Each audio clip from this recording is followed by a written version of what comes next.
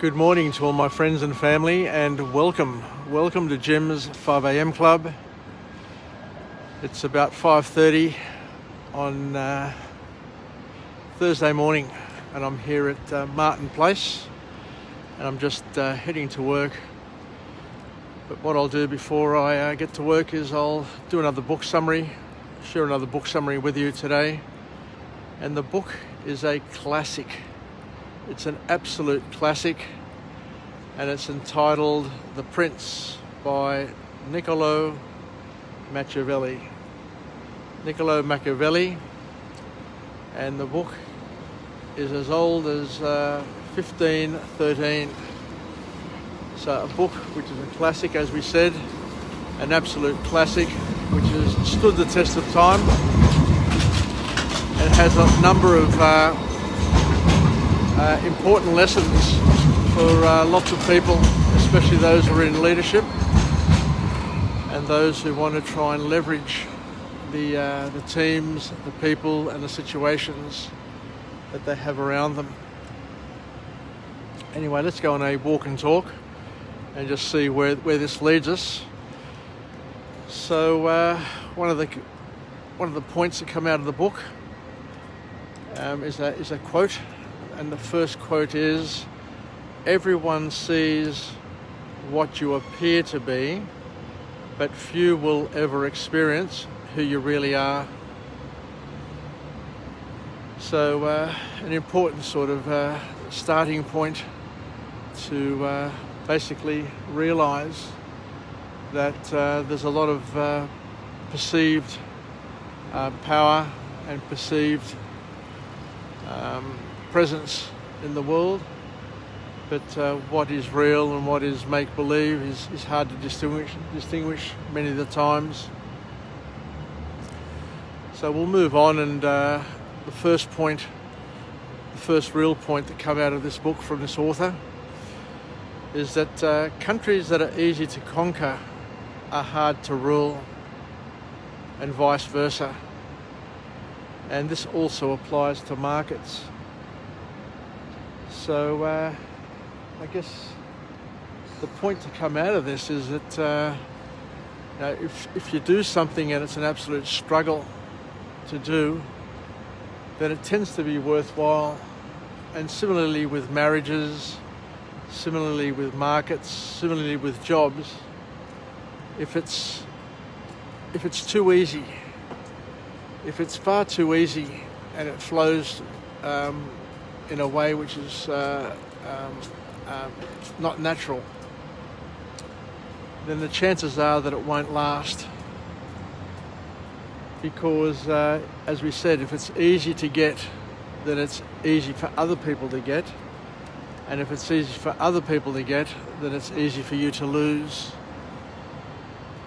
So don't get too excited with easy gains, with easy promotions, with gaining friends and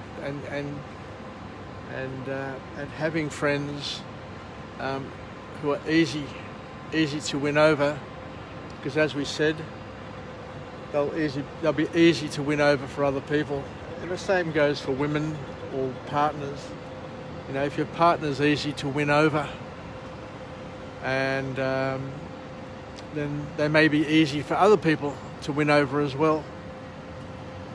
So something to contemplate. It can be quite troubling, because all this Machiavellian sort of philosophy plays on your mind. But the author talks about Alexander the Great when he conquered Persia. And because Persia was such a strong nation and so difficult to overcome, once you overcame them, and this is what Alexander the Great found, was that they were easy to rule because they had the processes and the structure in place to keep it ruled and to keep it in order. But people who don't have discipline, people who don't have systems in place, may be easy to win over, but it's like herding cats, hard to maintain, hard to manage, and hard to keep on to. So there's always been a saying that if you can make it in New York, you can make it anywhere, because I guess the reason is that because it's such a competitive market, the fact that you've won them over, the fact that you've succeeded in that extremely competitive environment means that what you've got, the skills that you have and the ability that you have is a lot more important and a lot stronger than what you think it is. So if you have the ability to win in a very, very competitive and difficult situation, then it goes to say that you can do it anywhere. The next point that the author makes is about using mercenaries, using subcontractors in a business. And it says there that if a country is protected, if a country needs to be protected, it needs to be protected by its own army. Just like a business needs to have its own good employees, because you can't protect your country with hired mercenaries.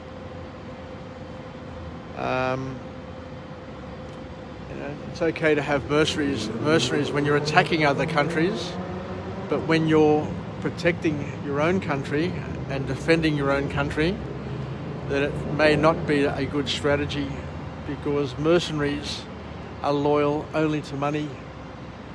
And the author says here they'll fight for money when the money is there, but when the threat is there, they're the first ones to surrender and to give up.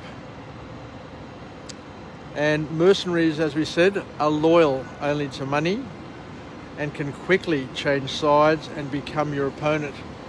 And you see this time and time again with employees who are motivated by money, subcontractors, contractors. They will empty your pockets in times of peace and be useless in times of war. And this is what happens when you manage a business and you run a business using subcontractors, contractors, and casuals and freelance operators, because as soon as things get tough, as soon as things get a lot more competitive and there's a lot more money out there vying for their services, they're the first ones who are going to sell you up and leave you, because their interest is only in money, whereas an employee is invested in your business.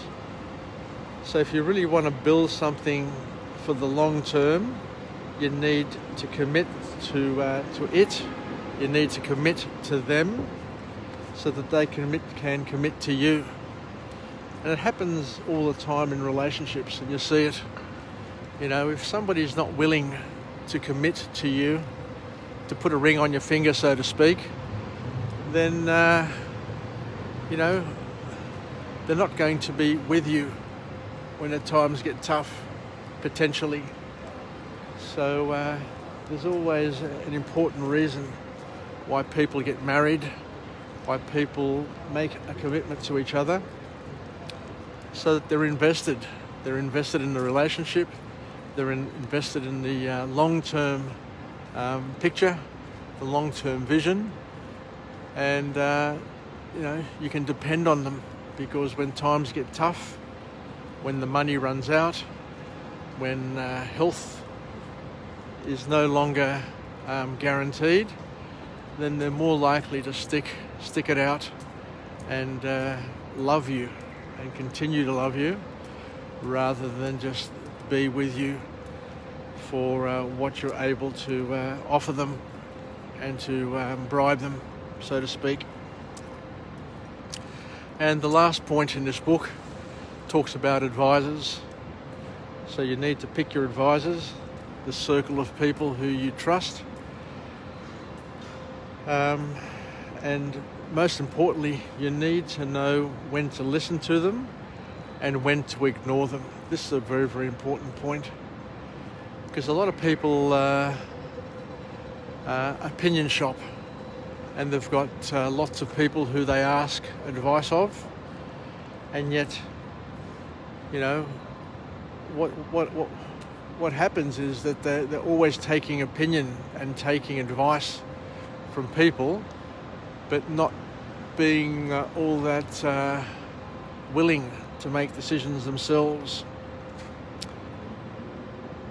But you need to have, as the author suggests here, you need to have a circle of people who you seek advice from, who have skills that complement and supplement the skills that you don't have, because not everybody knows everything. Not everybody has the capabilities of knowing everything and being good at lots of things. So a smart operator, a smart leader, a smart business person, a smart family person will surround themselves with people who are their friends, but also others who are advisors that complement and supplement their skills. But it's important to encourage those people around you to speak honestly and freely, and to speak their minds. But the most important thing of all, this is an important lesson for everybody to take up and to pick up, a Machiavellian lesson, is that don't always take advice from those who are your advisors, else you'll be seen as being indecisive and incapable of making a decision, and people will lose respect for you. You must understand that at the end of the day, each person, each leader needs to ultimately call the shots. And if you're not going to call the shots, then people are going to not respect you and call the shot on you, and in some ways become your competitor and look at undermining you, look at using you, and look at taking advantage of you, your business, your family, and all the network and relationships that you have. Be wary, be very, very wary of the people that you bring into your circle, and to make sure that you pick honest people who are, once again, committed and invested in you, because what they may do, if you're not careful, is come into your circle, take over your circle, and ignore you and leave you out in the cold. This happens in business. A lot of people, you see it all the time. People will join a business, learn the business, pick up and make relationships with all the contacts, with all the circle of contacts, and then before you know it, you've got yourself a competitor who is stealing your customers, taking your intellectual property and using it for their own benefit, and then bad-mouthing you and stabbing you in the back on top of that. You see it all the time, especially amongst us Greeks. So let's finish off with a positive affirmation. I'm alive, I am well, and I feel absolutely great. To my friends and family, stay connected, stay relevant, stay reasonable, and most importantly, let's take some of these lessons from Machiavelli, and learn to surf, learn to make the most of the opportunities that present themselves in our lives, but to be honest and upfront about it, and try and be as loyal as what we can, and to surround ourselves with people who are going to respect our loyalty and our commitment to them. So I think that's about it. So let's finish up. I'll head back down to work now. Probably got about a 300 or 400 metre walk, but it'll be enjoyable. And it looks like a nice day today. It looks clear. There's definitely no cloud in the sky from what I can see. It's still not very much breeze, and it's looking like a pleasant day. So wishing everybody an awesome day, and may we catch up again later on to go through another book summary or two and see where it leads us, so that we can all continue to grow, develop, and become better versions of ourselves. Yassas, Filakia, and bye for now. From Jim on Jim's 5am Club.